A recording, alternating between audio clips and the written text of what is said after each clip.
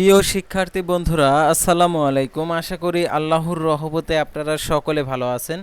তো ইতিমধ্যে আপনাদের অর্থনীতি বহুনির্বাচনী পরীক্ষা শেষ হওয়ার মধ্য দিয়ে অনেকের এসএসসি পরীক্ষা শেষ হয়ে গেছে, অর্থাৎ সাবজেক্ট যেগুলো বিষয়ভিত্তিক যে প্রশ্নপত্রগুলো ছিল সেগুলোর পরীক্ষা শেষ হয়ে গেছে।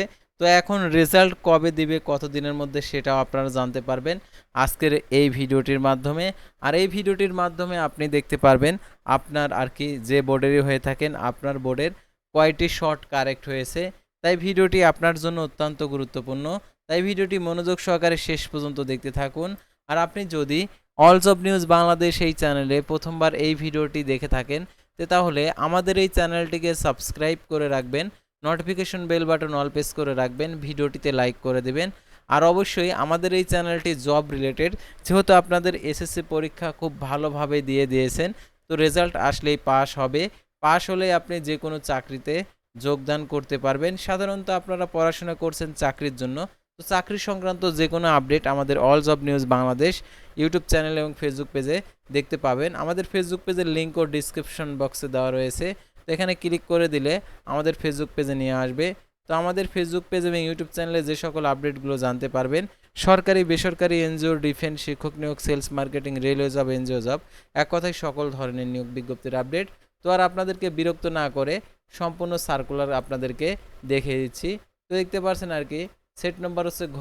তো দেখতে পারছেন একের হবে গ, দুয়ের হবে দেখতে পারছেন এখানে গ, তিনের হবে ক, চারের হবে দেখতে পারছেন ঘ, পাঁচের দেখতে পারছেন ক, ছয়ের দেখতে পারছেন ক, 13 দেখতে পারছেন এখানে খ, 12 দেখতে পারছেন ক, তারপরে 11 দেখতে পারছেন ক, 10-এর হচ্ছে গ, তারপরে 9-এর হচ্ছে ক, তারপরে 8-এর হচ্ছে গ, তারপরে 7-এর হচ্ছে গ।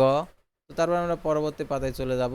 তো দেখতে পারছেন এখানে 30-এর দেখতে পারছেন এখানে 30-এর হচ্ছে ঘ, 29-এর ক, 28-এর গ, তারপর 27-এর গ, 26-এর ক, 25-এর গ, তারপরে 24-এর হচ্ছে গ, 23-এর হচ্ছে ঘ, 24-এর হচ্ছে ক, 14-এর হচ্ছে ঘ, 15-এর হচ্ছে খ, 16-এর হচ্ছে ক, তারপর 17-এর হচ্ছে খ, গ, 18-এর হচ্ছে খ, 19-এর হচ্ছে খ, 20-এর হচ্ছে ক, 21-এর হচ্ছে দেখতে পারছেন এখানে গ। তো এই ছিল সাধারণত যে এমসিকিউ প্রশ্নপত্রের সমাধান। তো পরবর্তী ভিডিওতে আবারও কোনো নতুন জব সার্কুলার অথবা আপনাদের এক এক করে ধারাবাহিকভাবে বোর্ডের প্রশ্নপত্র নিয়ে হাজির হব। সে পর্যন্ত সবাই ভালো থাকবেন, সুস্থ থাকবেন এবং আমাদের এই চ্যানেলটিকে সাবস্ক্রাইব করে পাশে থাকবেন। আল্লাহ হাফেজ।